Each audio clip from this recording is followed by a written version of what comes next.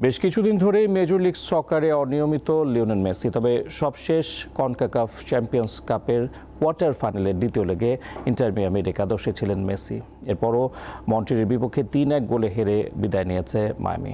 এতে মেসি ভক্তদের অনেকেই দেখছেন তার বিদায় ক্ষণ।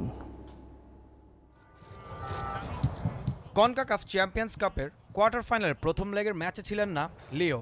সেই ম্যাচ হারের পর প্রতিপক্ষের ড্রেসিং রুম থেকে অসদাচরণ করার কথা উঠেছিল, তাই তো দ্বিতীয় লেগের ম্যাচটিকে ধরা হচ্ছিল মেসির জন্য প্রতিশোধের। তবে প্রতিশোধ তো দূরে থাক, মন্ট্রিয়ালের বিপক্ষে মাঠে কোনো লড়াই করতে পারেনি মিয়ামি।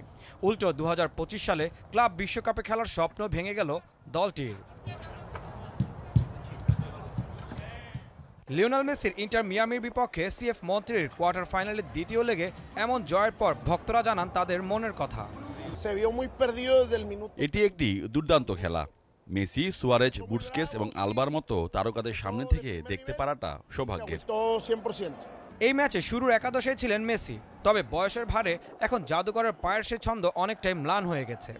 এই নিয়ে ভক্তরা জানান সময়টা আগের মতো নেই আর্জেন্টাইন জাদুকরের। মেসি সর্বকালের সেরা খেলোয়াড়, কিন্তু আমাদের মনে রাখা দরকার যে তিনি 10 বছর আগে যেমন ছিলেন ঠিক তেমনটি নেই।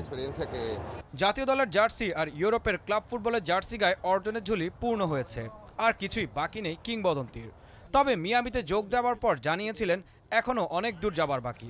শেষ পর্যন্ত খুদে জাদুকরের ফুটবলীয় ক্যারিয়ারের সমাপ্তি কোথায় গিয়ে দাঁড়ায় তা এখন সময়ের অপেক্ষা মাত্র।